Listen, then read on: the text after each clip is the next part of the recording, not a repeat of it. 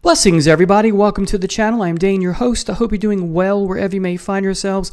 And welcome to another episode in my series, Is It That Bad?, where I discuss an album by a band or artist that's been widely panned or lambasted by both fans and critics alike. Today, I'll be talking about the Uriah Heep album, Conquest.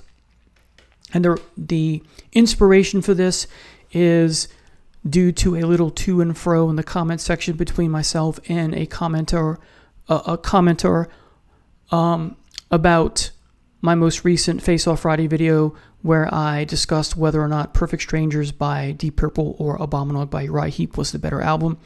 And apologies because I mistakenly said in the video or in the comments or both that there is a John Lawton version of Think It Over. There is not. There is a Abominog version of this where Peter Golby sings that. And I got my wires crossed because I was thinking of the song Been Hurt, which was also done by John Lawton. And there is a unreleased or unofficial released album with John Lawton and Uriah Heep called 10 Miles High. You can't get it. Maybe as a bootleg. I'm not even sure if you get it that way. But if you go on YouTube and type that in, you'll see that fourth album, which I have in MP3 format because I downloaded it years ago from a YouTube to MP4 converter. But the problem is that it was just, it wasn't separated by tracks. It was just one lump, recording, like an hour or 45 minutes or whatever the length was, with no... you can't, I just put it in iTunes and it's just one big track, but it's, 10 or so songs or something like that. And that has Been Hurt. And there's some good stuff on there as well. What could have been, right? A fourth Lawton album. Maybe they'll release that one day officially, but who knows?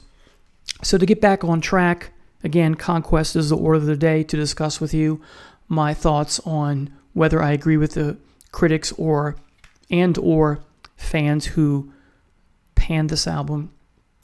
Now, let me be clear. The version I'm going to talk about with you today is what is called the Expanded Deluxe Edition. This is the 2004 edition.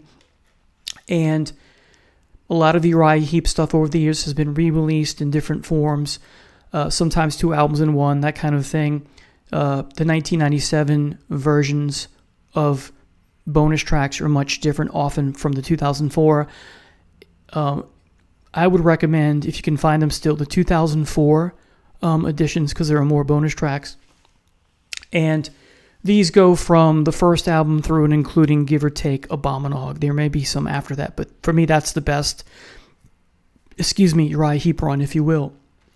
Now, if you go on YouTube and look at the discussion of this album, and again, not YouTube, if you go on Wikipedia and look at the discussion or what's presented there regarding this album in the discography and then click on it, it says that this was never released in the States. That's not true, because it was released in, like I said, 1997 and 2004.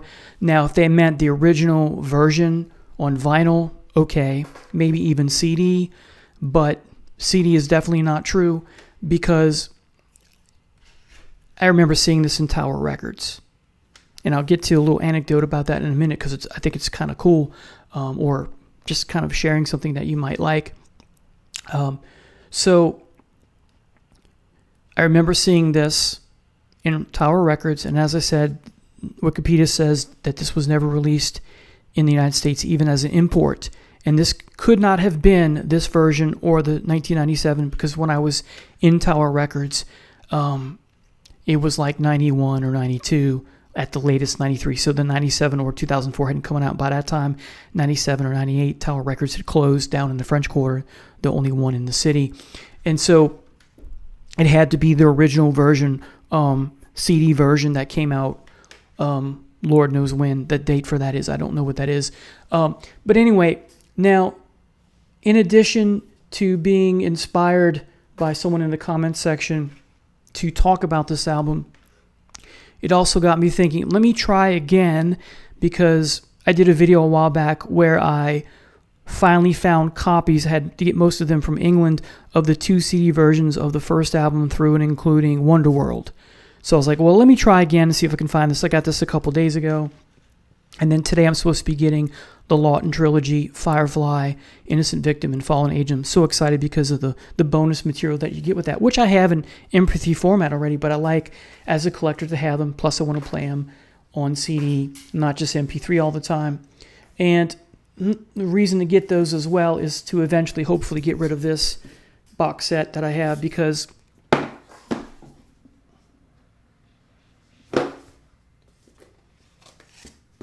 I originally bought this box set so that I could have, this is before Chaos in Color came out, everything, because there were still some CDs by Uriah Heep that I had not heard, or had heard in its entirety, like Wake the Sleeper, that kind of returned to form, if you will, with Bernie Shaw in the later those last 4 or 5 albums, right? And so the problem with this box set is you get 2 CDs in one, which I'm not a big fan of, and there's no bonus tracks. So hopefully, eventually, I'm going to get rid of this box set, although I am going to keep the 2 panels that are posted up here. I am going to keep the booklet, and eventually this is going to go up somewhere too in the apartment.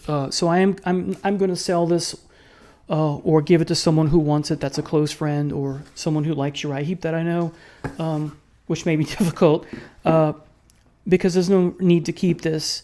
The only thing left I need to get for the expanded editions is Return to Fantasy and High and Mighty, and then my collection of all the deluxe expanded editions will be complete, and I can get rid of this baby, or most of it. So anyway, let's go ahead and get started and discuss the merits or lack of thereof of this album. Now,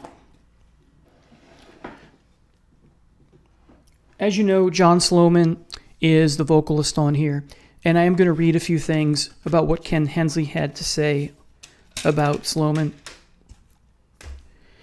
I'm also going to talk about, towards the end of the video, the original 8 tracks. Is that original album worth having compared to, if you count tracks 9 through 13 with the bonus tracks, is this version worth having? So keep that in mind. So John Sloman on vocals. I remember reading somewhere, it was definitely reading somewhere, not hearing, that John Sloman was supposed to be the next thing since Robert Plant, and I don't get that whatsoever. His voice isn't terrible whatsoever, but I was never impressed with the stuff he did with Lone Star. Is it bad? No, but it just was kind of run-of-the-mill and mediocre at best. And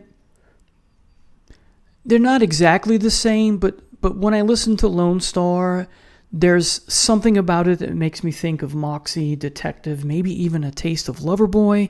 That I have that with a question mark next to it. Just something about that, not quite Loverboy, but Loverboy-esque maybe, but especially Moxie, I think, before Mike Reno was in the band. Those first 2 albums, give or take. Maybe the album with Reno on it. I'm not sure, though.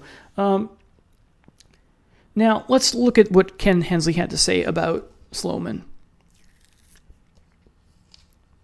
The appointment of Welshman Sloman was equally troublesome. So there's the connection to Robert Plant. They're both from Wales, but I don't see any other connection besides that. Trapeze singer Pete Golby had impressed keyboard player Ken Hensley at an audition. Other factions of the band, completed at the time by guitarist Mick Box and ex-Spiders from Mars bassist Trevor Boulder, weren't quite so convinced. Golby did eventually get to join Uriah Heep, but this time it was Sloman, who'd been hailed as the new Robert Plant, there you go, it's in the liner notes here, that received the nod. Again, I don't get that connection. John Sloman was the wrong choice, later insisted Hensley. By bringing him on board, 2 issues surfaced. It created a real division between myself and the rest of the band, and it helped me to make up my mind that I no longer wanted to be part of Uriah Heep. As well as a more eye-friendly image, the young, hairier, and more confident Sloman brought along plenty of new ideas. We felt we needed a change of direction, later explained Mick Box, but that direction should have been a rock-based one. Sometimes it all felt a bit too much like Stevie Wonder, who I have nothing against, but he ain't Uriah Heep. Hensley has since added, John had little going from him vocally. I couldn't understand them wanting to move on, but this was like the difference between Black Sabbath and Gino Vanelli. I couldn't agree more. no offense to Gino Vanelli or Stevie Wonder. I loved Gino Vanelli when I was much younger, kind of grew out of him the same way I kind of grew out of Leo Sayer and Barry Manilow and that kind of thing. But they're all wonderful talents in their own right, just not my taste in music anymore.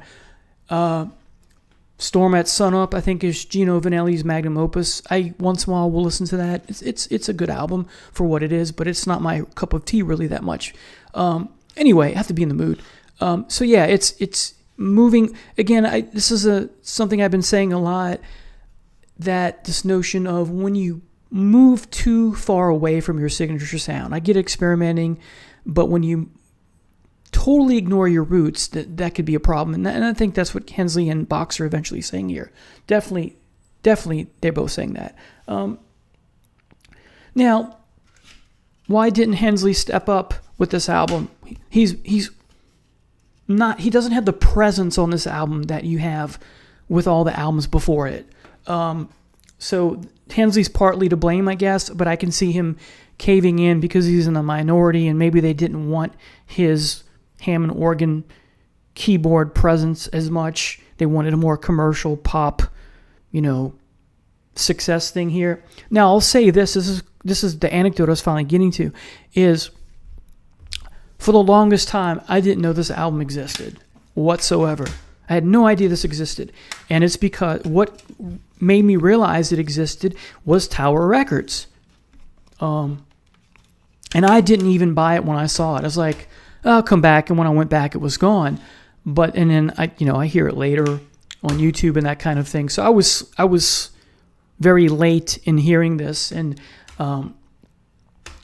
so make of that what you will. Now, what are the songs that I like on here?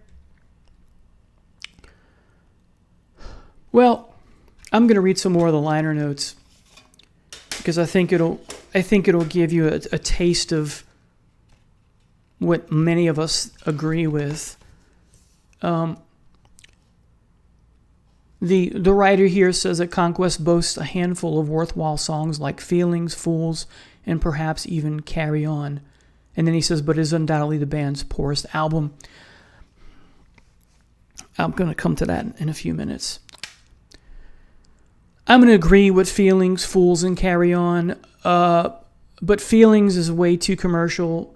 I like it, but don't like it. It's kind of one of those love-hate relationships that you may have with a song or an album. I do like It Ain't Easy to some degree. No Return in Imagination, it doesn't do much for me. Out on the Street is, I guess, okay, but I don't see myself gravitating towards a lot. So if we talk about just the first 8 tracks, there's not much worthwhile here. I've been saying this for long since I started this channel. I'm not going to buy something just so I can have a complete history of the band from this album to this album. If there's something missing and it's not worthwhile to have, then I don't think this album is worth having if you're just talking about the first 8 tracks, because you could just get the 3 songs or whatever songs you like. Let's say you like 3 different songs, you can just get them in MP3 format and call it a day. But if we look at the bonus tracks, you have Love Stealer, which was a single A-side, then Been Hurt, which is the single B-side to that. Then you have Think It Over, single A-side. Then you have Lying, which is an outtake, previous unreleased, and then Feelings, the live version, previous unreleased. So those are the 9 through 13 tracks. The Lawton era is so much better than this Sloman era, one and done. I think that these tracks, the original 8 that had Lawton done these, and again, he does do the Been Hurt, but that's it. Had he done these original 8, they could have been something, I think, because the songs seem to fit better with Lawton's vibe and tone and shtick and talent than Sloman's talent. And Sloman is talented, but he's too commercial. So again, I think the songs would have been a better fit for Lawton, and the song Been Hurt kind of proves that. And again, so I'm saying I agree with Ken Hensley that Sloman wasn't a good fit. This new direction is not very much a good direction at all. Again, too far removed from their signature sound. At least the Lawton era and Abominog with Peter Golby works, and to some degree Head First. Now, so Conquest is too commercial and bad commercial to some degree. The first song, one song I think would be better as a Kiss song, and that would be the song Feelings. That has a Kiss vibe to it, so I like it but don't like it, as I said.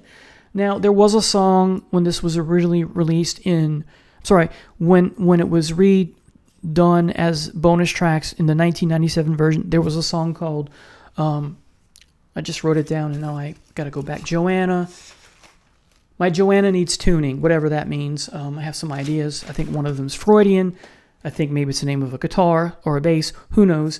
But you can get that on the Uriah Heep compilation called Anthology A and B Sides or something like that. I have it in MP3 format. It's okay. It's not great. I wouldn't say don't bother, but give it a listen and then you make your decision.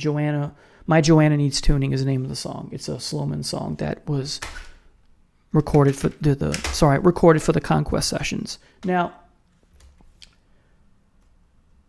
so I said Abominog is so much better, and it is. So, is this their worst album? No. I think Equator is, in many ways, their worst album, maybe even a tie. Equator is with the first two Bernie Shaw albums, which are, I have them here in this box set, Different World, and the one before that, Silent Rage or something like that. I don't listen to that one very much. It's got a cover song, Hold Your Head Up, but this has a guitar solo version. So I don't think this is their worst album. Equator is worse. I bought this because I wanted those bonus tracks, because I do love the song Love Stealer. I do love that Sloman song. I do like Sloman's version of Been Hurt, even though I like the Lawton version better. Think It Over, as much as I love the Peter Golby, it is the definitive and better version. I do like Sloman's version as well. Lying is okay. I could do without the live version of Feelings, but I had to have this because of Love Stealer, Been Hurt, and Think It Over, and then 2 or 3 other songs. So this is worthwhile if you're talking about the bonus version of this. So, is it that bad?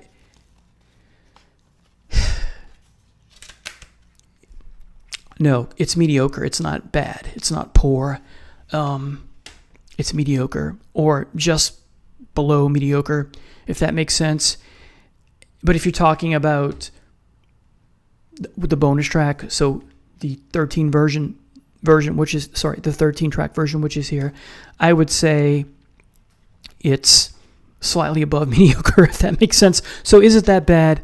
No, but it's just a smidge above, because Equator is that bad.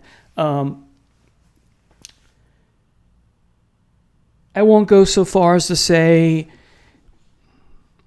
well, I've said it, haven't I? It is worth having if you like those tracks, Love Stealer, Been Hurt, Think It Over, and Lying. Let's see, is there anything else I want to add? No, I don't. So, well, I will say this. Please post in the comments, what are your thoughts in this album? This got some good reviews now from some minor, not like Hit Parade or things like that or Kerrang, but this got some positive reviews, like really good reviews by some magazines or journals or newspapers when it came out, I think especially in England. But anyway, tell me in the comments what you think. Do you like this album? Is it a masterpiece? Is it legendary?